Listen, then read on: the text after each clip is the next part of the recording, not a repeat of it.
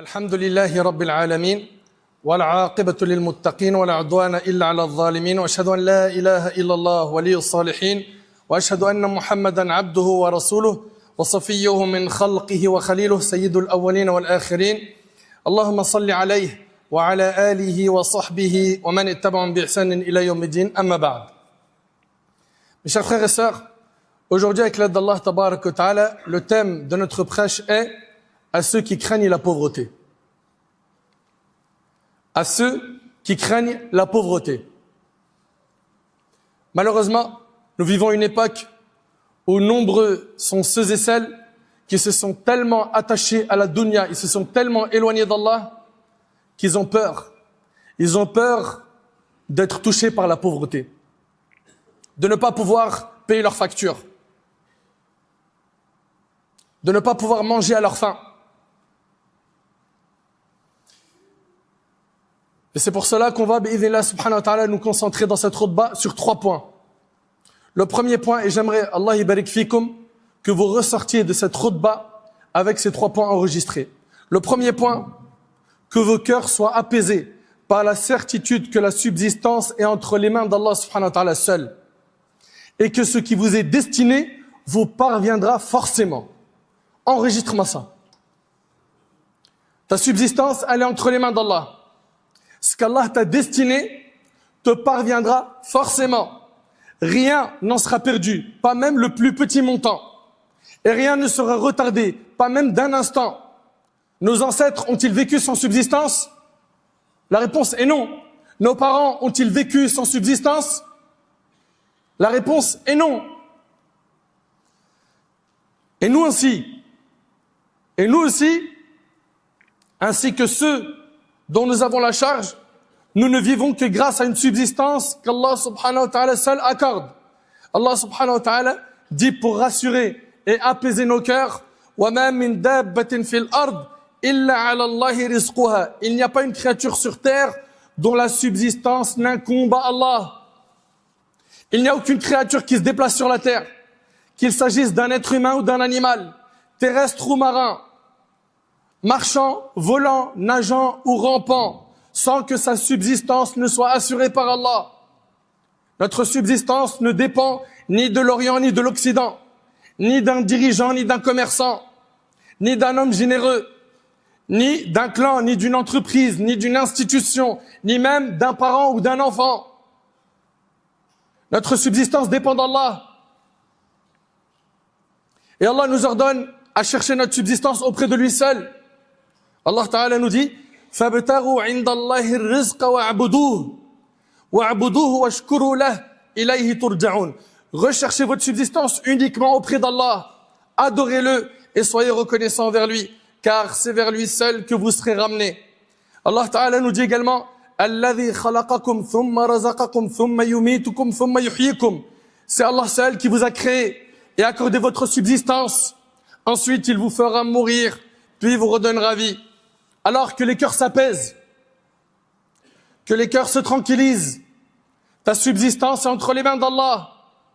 Il n'existe aucune créature sur terre sans qu'Allah ne prenne en charge sa subsistance, sa nourriture et tout ce dont elle a besoin pour vivre.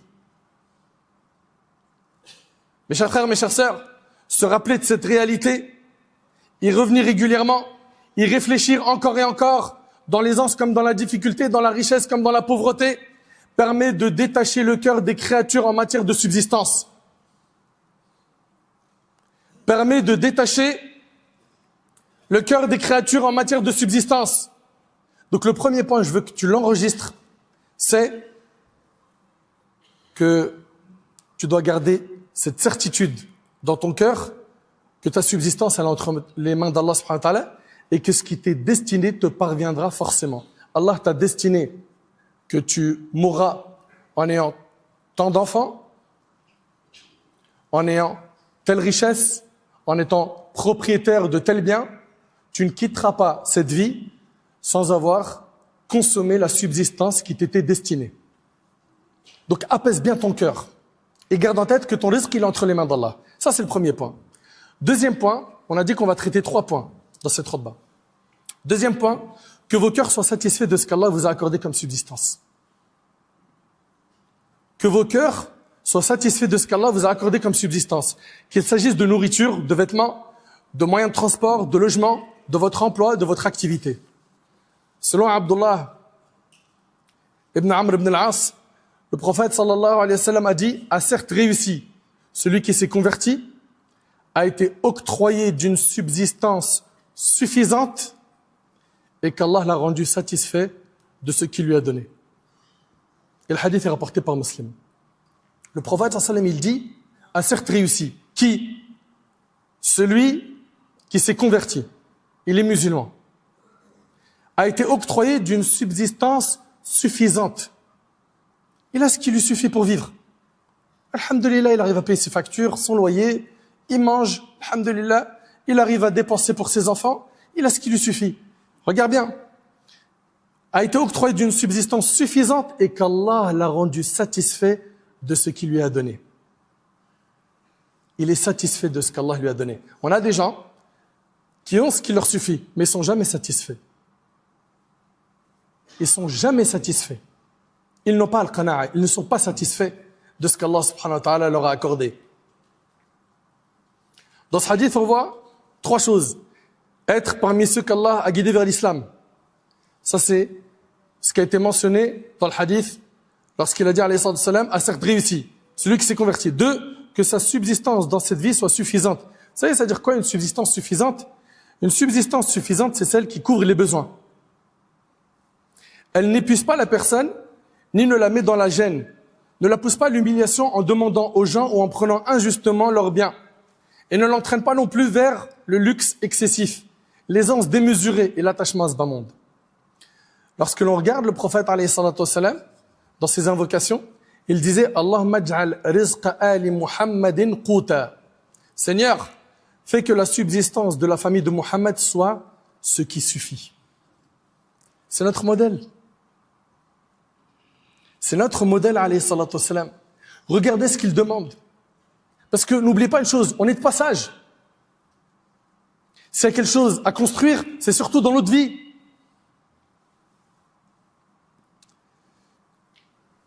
Le prophète sallam, il disait, Seigneur, fais que la subsistance de la famille de Muhammad soit ce qui suffit. Beaucoup de savants ont tiré de ce hadith que vivre avec le nécessaire, c'est-à-dire le suffisant, est meilleur que la pauvreté et même meilleur que la richesse. Et même meilleur que la richesse. Et dans le hadith, qu'est-ce qu'il a dit également? Il a dit dans le hadith, et qu'Allah l'a rendu satisfait de ce qu'il lui a octroyé. Que la personne fasse partie de ceux qu'Allah a rendu satisfaits de ce qu'il leur a accordé comme subsistance suffisante. Et c'est ça la vraie richesse. La richesse saine et apaisante, c'est la richesse du cœur. Sa satisfaction de ce qu'Allah lui a accordé, sa tranquillité et son apaisement face à ce qui lui a été destiné, que ce soit dans son travail, son métier, ses revenus, son logement, ses vêtements, sa nourriture, ses moyens de transport. Le prophète, alayhi salatu wassalam, dans le hadith rapporté par Bukhari et Muslim, il a dit, la richesse n'est pas l'abondance de biens. La vraie richesse est celle de l'âme. La richesse n'est pas l'abondance de biens. La vraie richesse est celle de l'âme. Le prophète, sallam, a expliqué que la véritable richesse ne consiste pas en l'abondance de biens et qu'elle n'est rien d'autre que le contentement de l'âme. Muhammad ibn al-Munkadir, rahimallah, disait, la satisfaction est une richesse qui ne s'épuise jamais. Est-ce que tu es satisfait de ce qu'Allah t'a donné?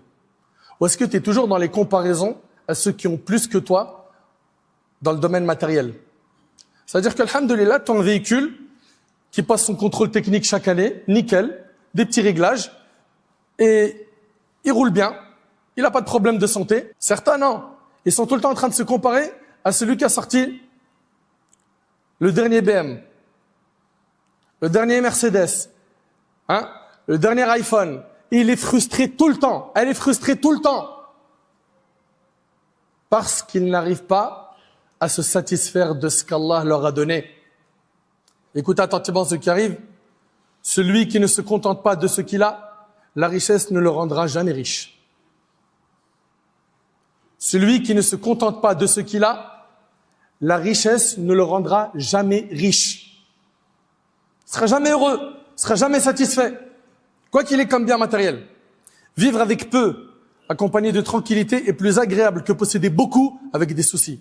L'homme intelligent combat son avidité par la satisfaction. Combat cet amour excessif que tu as pour la dunya par la satisfaction. Aux gens, celui qui se satisfait de ce qu'il a verra son cœur apaisé.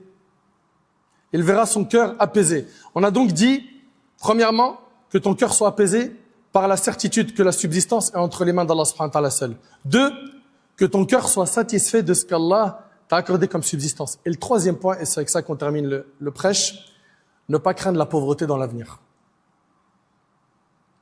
Ne pas craindre la pauvreté dans l'avenir. Ni pour soi-même, ni pour sa famille, ni pour ses enfants, ni pour ses parents, ni pour ses proches. Même si les économistes et les politiques alertent sur la faiblesse de l'économie, la hausse des prix, la rareté des emplois, la baisse des salaires, l'augmentation du chômage, la progression de la pauvreté ou la propagation des famines, n'aie pas peur pour ton risque, car les subsistances des serviteurs sont déjà écrites. Personne ne vivra sans recevoir sa part de subsistance, qu'il le veuille ou non. Et personne ne quittera ce monde sans avoir perçu entièrement ce qui lui a été décrété, sans rien en perdre. D'après Abu Darda, radiyallahu anhu, le prophète sallallahu alayhi wa sallam a dit, certes, la subsistance, écoutez bien ce hadith, certes, la subsistance demande plus le serviteur que son terme de vie ne le demande. Et c'est rapporté par l'imam al-Tabarani. C'est-à-dire quoi? C'est-à-dire que ce qui a été décrété à une personne comme subsistance, argent et autres, va lui parvenir quoi qu'il en soit. Et d'ailleurs, c'est pas de la pauvreté qu'il faut avoir peur, c'est plutôt de la richesse. Combien de personnes se sont retrouvées riches et ils ont oublié Allah?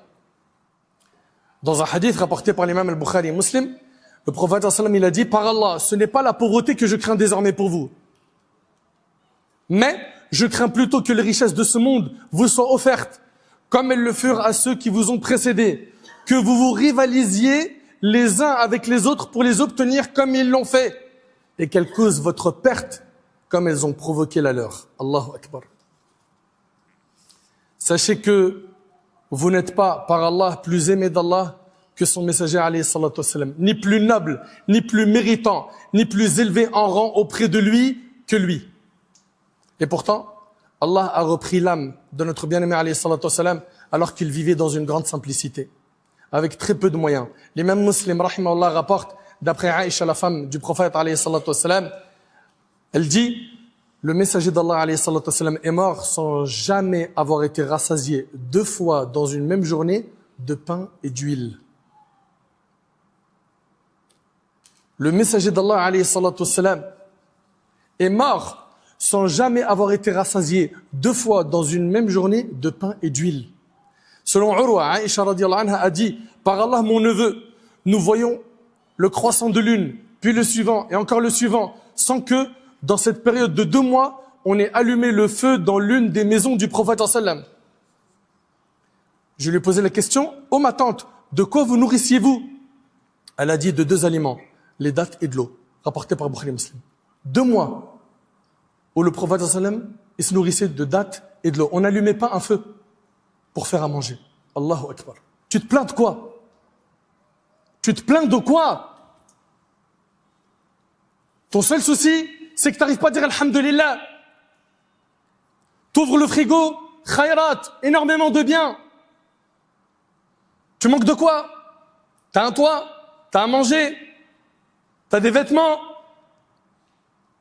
Certains parmi nous ont un véhicule, une voiture, d'autres c'est une moto, un scooter.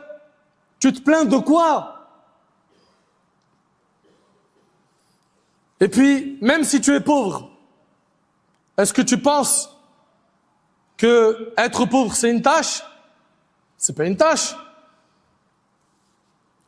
Dans le hadith, le prophète sallallahu alayhi wa sallam a dit, je me suis tenu devant la porte du paradis et j'ai vu que la plupart de ceux qui y entraient étaient des pauvres. Les riches étaient retenus attendant leur sort. Rapporté par Bukhari et Muslim.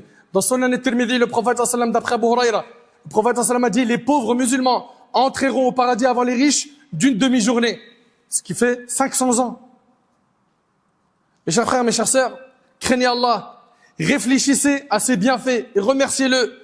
Rappelez-vous ses faveurs et parlez de sa grâce sans ingratitude, afin que les bienfaits perdurent. car l'ingratitude fait disparaître les bienfaits. Faites le nécessaire donc pour être reconnaissant, afin que vous soyez couverts de miséricorde le jour du jugement. Et Allah subhanahu wa ta'ala nous annonce une bonne nouvelle.